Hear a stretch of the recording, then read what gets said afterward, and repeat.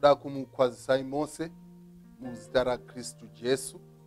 Mufaro wangu kusangana nemi muri kwamuri ikoko patiri kudzidza zvimwe zvaJesu.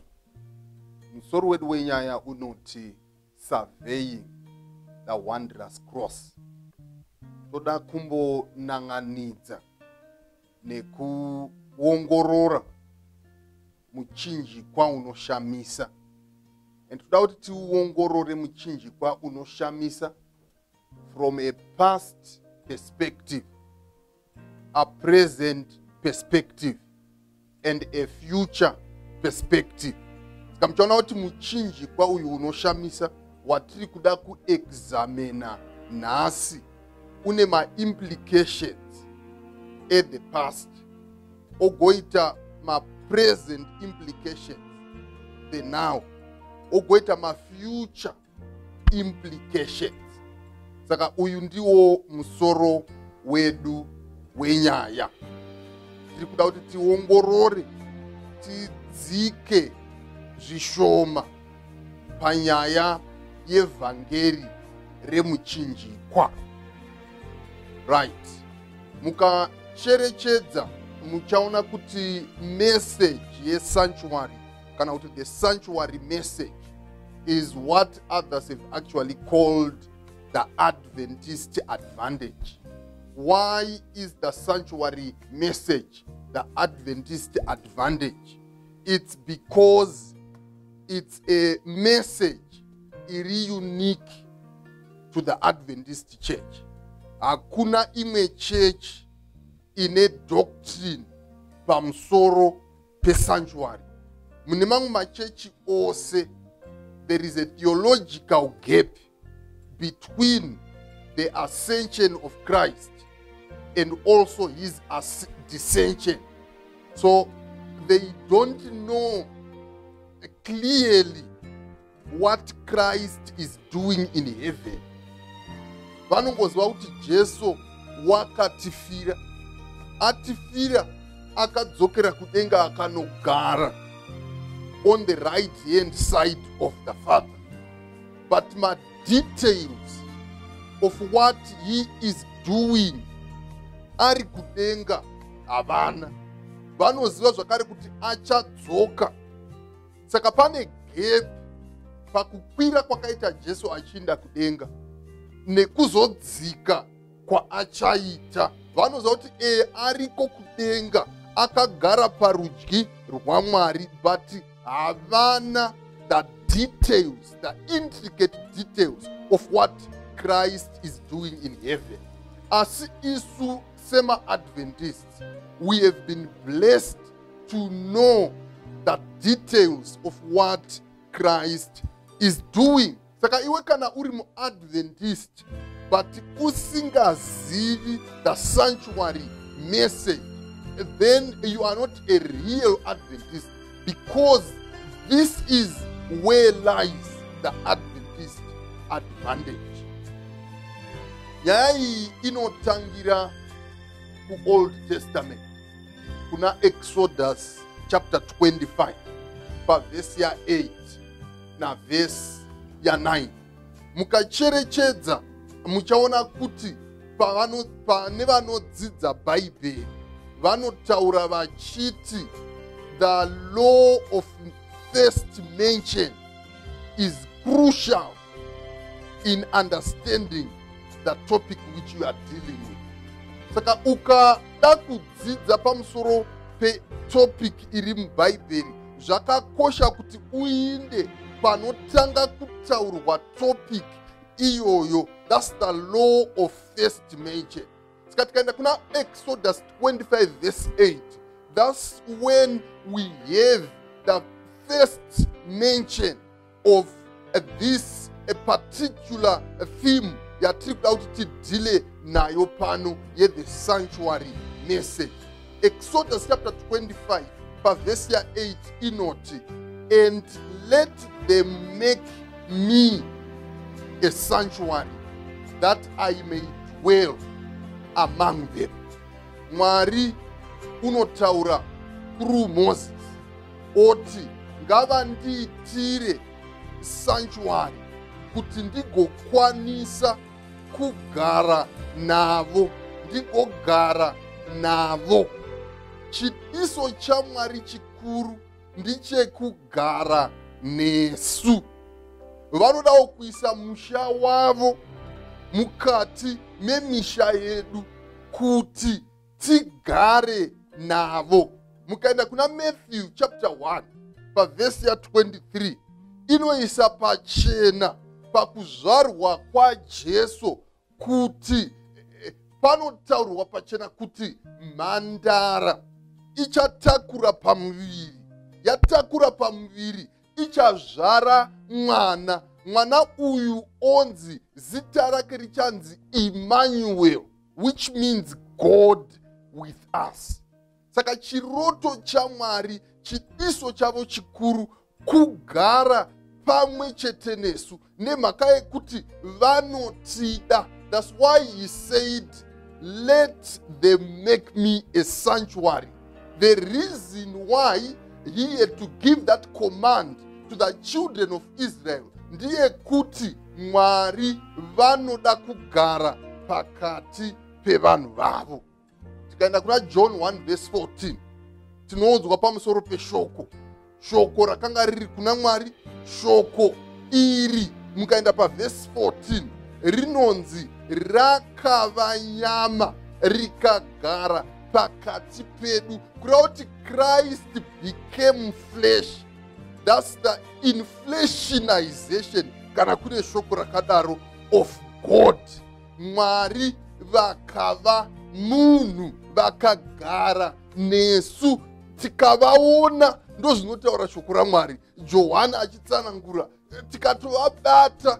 Johani kune mamwe machapter otaura pamusoro paJesu unoisa pachena oti chinhu ichi hatina kuchinzwa second hand, but it was first hand. Mwari uyu, Jesu uyu, takanga tinaye, tichigara naye, tichifamba naye, zvose zvaaita taizviona nemeso edu. Kureva kuti chidiso chaMwari chikuru kugara pamwe chete newe mudikanwa, kugara pamwe chete neni.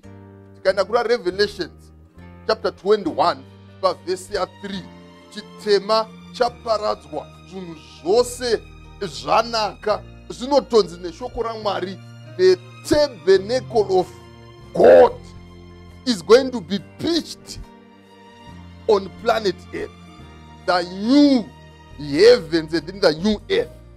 Tabernacle yaMwari ichagara pakati pevanhu vavo. That's the ultimate dream of God, kuti iye musha wake ugova pakati pemisha yedu, agogara nesu. Saka reason why God akati kuna Moses, inda unondigadzirira sanctuary, ndiye kuti Mwari vanoda kugara nesu. Vanotida zvikuru zvokuti havadi kugara ivo vari kure nesu, but vanoda kuva pedyo nesu. Tikaenda pana verse 9 yaExodus chapter 25 inobva yati panapa shoko raMwari richitaura, according to all that I show thee, after the pattern or model or design of the tabernacle and the pattern of all the instruments thereof, even so shall ye make it. Saka Mwari vataura naMoses vachiti, let them make me a sanctuary that I may dwell among them. Vanoita give further instruction, voti ngaaigadzire kana kuti gadzirai sanctuary iyi according kune zvandakakutaridza iwe Moses, after pattern yandakakuratidza, kana kuti after model yandakakuratidza, design yandakakuratidza yetabernacle. Kureva kuti sanctuary yepasi pano yakagadzirwa according to a model of another sanctuary, and here we are told kuti it's the heavenly sanctuary. Sanctuary yepane rino pasi was a copy of the original sanctuary which is in heaven. Tikaenda ku New Testament pana Hebrews chapter 8 tichiverenga verse number 1 na verse number 2, shoko raMwari rinoti, we have such an high priest who is set on the right hand of the throne of the majesty in the heavens. Verse number 2, a minister of the sanctuary and of the true tabernacle which the Lord pitched and not men. Saka ku Old Testament kuna Exodus chapter 25 verse 8 na 9 yataverenga iya. Tabernacle yepane rino pasi yakapichwa nemunhu, but tabernacle yekudenga yakapichiwa kana kuvakwa naMwari pachezvake. Ende mutabernacle iyi yekudenga Kristu Jesu ndiye muprista mukuru kana kuti high priest akanogara on the right hand of the throne of the majesty of the heavens. So what are we getting here? Sanctuary yekudenga is the original one, and yakavakwa kana kupichiwa sezvataura vhesi naMwari, haina kuitwa nemunhu. Kureva kuti idea yesanctuary, it's not a brainchild of man, but it's a brainchild of God. Ndiye ane sanctuary yake yekudenga, kubva achiuya pasi pavanhu through Moses akati ndoda kuti uite imwe sanctuary kana kuti a dwelling place, nzvimbo yandinogara, nokuti ndinodawo kugara nemi, nekuti moyo wangu uri padhuze dhuze nemi. Saka tiri kuona panapa kuti masanctuary aripo maviri, kune iri kudenga the original, kozoita iyi yaiva pane rino pasi. Right. Tikaenda kuna Mapisarema 102 pavhesi ya 19, shoko raMwari rinoti, for he hath looked down from the height of his sanctuary, from heaven did the Lord behold the earth. Zobuda pachena kuti Mwari kudenga pavanogara, mumba mavanogara isanctuary. Zonzi vakatarira vari mumba mavo, vari musanctuary yavo, vari kudenga kwavari, kubva vatarira pasi panyika. Saka iyi isanctuary yekudenga. Kureva kuti Moses yakaratidzwa ndeiyi yekudenga, kobva anzi chinda unovaka imwe according to what I showed you, utevedzere nemo nemo zvese zvandakakuratidza zvairi, uye zvakare nemainstrument kana kuti midziyo iri mukati mayo. Ngatiri kuti kudii patiri kudzidza nyaya yethe sanctuary, toda kuti tiite understand pano apa significance of the sanctuary yekudenga, ende kuti tiwane nekubata significance yesanctuary yekudenga, tinofanira kudzidza the earthly sanctuary, nemhaka yekuti yakatovakwa pane rino pasi kuti itidzidzise pamusoro pesanctuary yekudenga. Saka yepane rino pasi was like a kindergarten school to prepare us for the lesson, for the lesson of salvation which we get in the original sanctuary, which is in heaven. Right. Muchaona kuti sanctuary yepane rino pasi yatiri kuda kudzidza pamusoro payo, like a kindergarten school, kuti tite an understanding of the heavenly sanctuary yaiva nema area matatu. It consisted of 3 principal areas. Papane the courtyard, Papa koita the holy place, and the most holy place. These are the 3 principal areas of the sanctuary. Kawaiti kana uchibva mutende rawaigara uchiinda ku sanctuary, waitanga wanosvika pachivanze chiri kunzi panapa courtyard. Wozwa kuti ndapinda musanctuary. But wava muchivanze muya kwaizoita imba yemukati yanga ine makamuri maviri kana kuti marumu maviri. Imwe room yachona inova yekutanga yainzi the holy place kana kuti nzvimbo tsvene. Then poita room yepiri kana kuti kamuri yechi2 yainzi the most holy place kana kuti nzvimbo tsvene tsvene. Saka there are 3 areas dzatinofanira kuti tibate kana tida kunzwisisa sanctuary, kuti kune courtyard chivanze. Wapinda muchivanze wozopinda mumba yemukati yaiva neroom yekutanga inonzi nzvimbo tsvene. Then wozopinda mukati kana kuti kamuri remukati rainzi the most holy place, nzvimbo tsvene tsvene.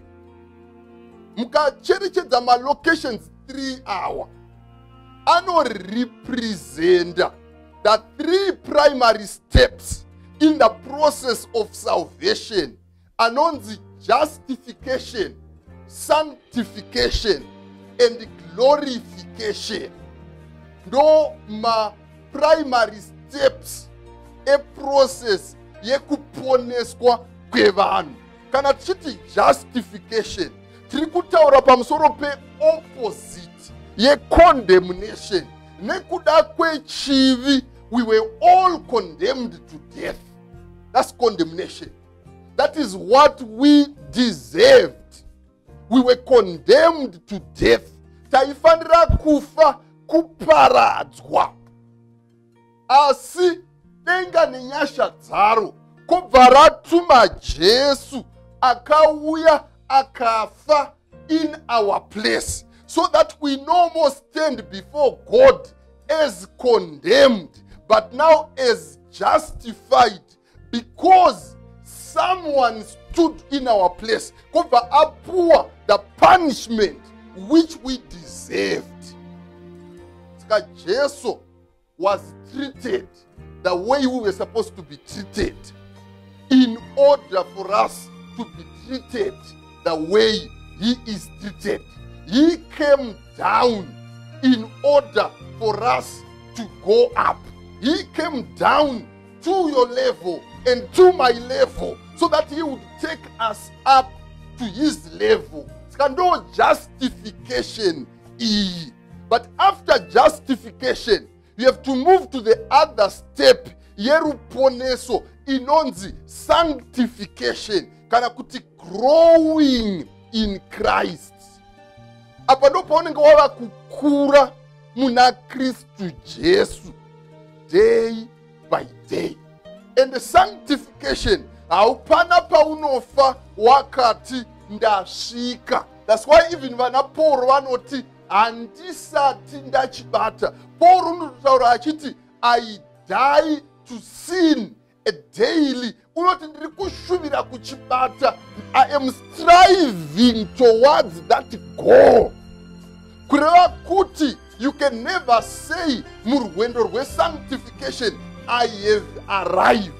Sanctification is not a destination, but it's a journey, a lifelong journey, whereby you need to be growing and growing muna Kristu Jesu.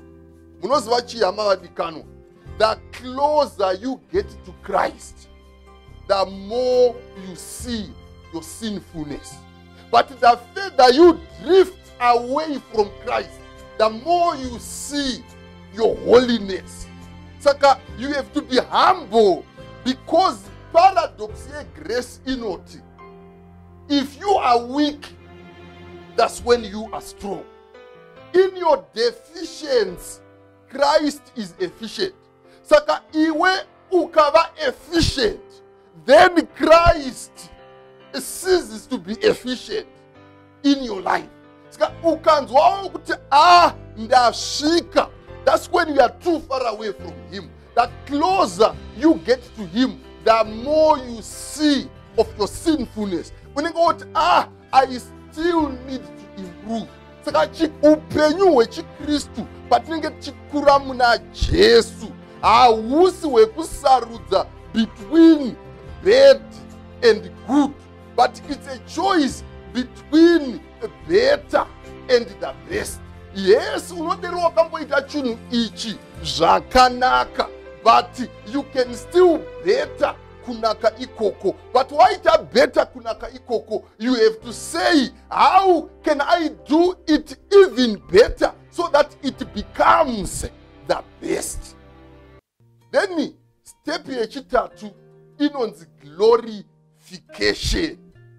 Izvi ndezvichaitika zviri mberi, zvinoitika pakuuya kwaishe Jesu kechipiri, apo miviri yedu iyi inoora ichafuka kusaora, apo miviri yedu iyi inofa ichazorega kufa yotanga kurarama nekusingaperi, apo miviri yedu iyi inomborwara nekurwadziwa nezvinonetsa zviri mune rino pasi ichava redeemed from the sufferings of this world. Ndo patichava glorified, so that patichamuona Jesu sezvaari, zvonzi neshoko raMwari tichafanana naye. Ngatidzokere sure zvishoma kunyaya yesanctuary. Tati paiva nechivanze, the courtyard, kobva koita the holy place, then kozoita the most holy place. Saka mukacherechedza pamasteps esalvation, masteps emuprocess yesalvation, muchaona kuti justification yaiitika mucourtyard kana kuti muchivanze, then sanctification inoitika muholy place, then glorification inoitika in the most holy place. Saka in summary, nyaya yesanctuary inosummarize the whole process of salvation, from justification to sanctification until we are glorified at the second coming of Christ. Mukacherechedza zvakare the three places dzemusanctuary dzinomiririra maprocess arimo muruponeso rwedu anokorresponda zvakare with the three phases of Christ's ministry. First phase yeministry ya Kristu is the substitutionary sacrifice. Kuti wakafa panzvimbo yedu, he became a sacrifice. That's justification. Then mukanopinda pa holy place, inosignifier kana kukorresponda neministry ya Jesu ye priestly mediation, ari kudenga achimira pakati pemunhu naMwari, donzo riri rekuti munhu aponeswe, akwanise kusvikira kuna Mwari ari kudenga. It also corresponds, that's the holy place ministry, with the priestly mediation. Kuti Jesu mumiriri wedu mukuru ari kudenga, who has actually gone through my experience atinoita go through panerino pasi, and he was tempted in all points. So he understands me when I am going through a temptation. He knows what is exactly happening. So he is representing me. Same priest kudenga akamira between the Father and us as human beings. Then verse 3, inova the most holy place. Inomirira ministry ya Kristu ye the final judgment. Katirimboti kudii pano, sanctuary yakanga ine makamuri matatu. The courtyard, kobva koita the holy place, and then the most holy place. And zvitatu izvi zvinomiririra process yose yeruponeso rwevanhu. Courtyard ministry, kana kuti ministry yemuchivanze chesanctuary, inomiririra justification. And then ministry yemuholy place inomiririra sanctification, kunova kukura muna Kristu day by day. And chikoro che-sanctification hatifi takagraduata machiri as long as you are breathing, because you have to keep on striving for excellence. Then chetatu, inova the most holy place, inomiririra a glorification. Zvichazoitika in the future pachauya Jesu kuti azotitora tiinde kumusha wokudenga. Makamuri matatu aya esanctuary zvakare anomiririra basa raKristu Jesu, his ministry in the salvation of human beings. First one inotangira mucourtyard kana kuti muchivanze ndeye the substitutionary sacrifice, kuti iye ndiye akatisabhura pataifanira kuti tinofa, kubva iye auya akatifira. That's the courtyard ministry. And then mukainda mukati muholy place, inomiririra the priestly mediation of Jesus Christ. Ari kudenga achimiririra vanhu kuti vakwanise kusvika kuna Mwari. Izvozvi hapachadi kuti uinde through any other route kusvike kuna Mwari. We only go to God through Jesus Christ. And Jesu unotimiririra zvizere nekuti unotinzwisisa zvizere. Then most holy place inomiririra the final judgment. Jesu apedza basa rake rekureverera as a priest, anobvisa bhachi rekuva mupriest ochipfeka bhachi rekuva king of kings, and then he will come for the final judgment. Mwari vatikomborere, vati ropafadze paticharamba tichidzika nenyaya ino yesanctuary. Part 2 ino ipart 1 tinotenda. Amen.